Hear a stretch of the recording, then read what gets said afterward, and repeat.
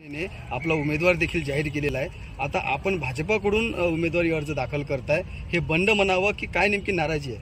हे पहा, शिंदे गटाने सुद्धा शिंदे गटाच्या आमदारांनी सुद्धा अर्ज भरला। मग ती त्याची बंडखोरी आहे का शिंदे गटाची? शिंदे गटाविरुद्ध आणि भाई भाजपचा लोकसभा निवडणूक प्रमुख म्हणून मी माझा उमेदवारी मागण्याचा माझा हक्क समजतो। आणि 1996ला सगळ्यात पहिले ज्या वेळेस ही लोकसभेची जागा शिवसेनेला मिळाली त्यावेळेस कांबळे नावाच्या उमेदवारांचं इथं तिकीट जाहीर झालं होतं। एबी फॉर्म सुद्धा दाखल झाला होता। त्यानंतर तो आम्ही बदलून अनंत अडसुळांचा आणला होता। तर ही प्रक्रिया एबी फॉर्मची वेळ संपेपर्यंत उमेदवार अदला बदलीची, जागा अदला बदलीची ही चालू असते। नाही, जसं आपण लोकसभा प्रमुख आहात त्याचबरोबर आमदार श्वेता महाले असतील, भाजपचे आमदार आकाश फुंडकर असतील, हे यांची देखील या ठिकाणी अनुपस्थिती जाणवली। काय नेमकी खतखता, काय नाराजी, काय नेमकी हे आपण शिंदे गटाच्या उमेदवारांना, शिंदे गटाच्या पक्षप्रमुखांना आपण विचारलं पाहिजे की 6 विधानसभेमध्ये संवाद मेळावे झाले महायुतीचे।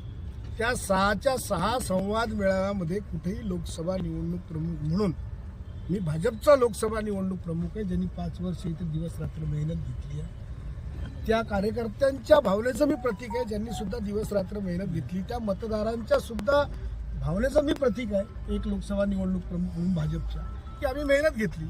6च्या 6 विधानसभेचे मेळावे या लोकसभा मतदारसंघात झाले।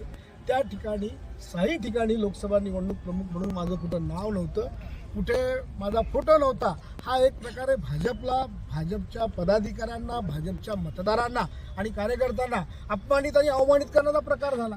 एवढंच नाही तर विद्यमान खासदार श्वेताताई महाले यांचा सुद्धा नाव, श्वेताताई महाले विद्यमान आमदार यांचं देऊळगाव राजा, सिंदखेड राजा, मेहकर या 3 ठिकाणी मेळावे, जे संवाद मेळावे झाले, त्या 3ही ठिकाणी त्यांचं सुद्धा कुठेही नाव नव्हतं, फोटो नव्हता। माझं तर 6 ठिकाणी नव्हतं, त्यांचं त्या 3 ठिकाणी सुद्धा नाव नव्हतं। आणि खऱ्या अर्थानं सर हे संवाद मेळावे घ्यायचे आहेत तर पहिले महायुतीमधल्या 15 घटक पक्षांच्या आपसातल्या मैल जे असेल ते दूर करून कुठंही एकमेकाचं मन दुखणार नाही अशा प्रकारे खऱ्या अर्थानं हे संवाद मेळावे व्हायला पाहिजे होते। हे तर विवाद मेळावे झाले।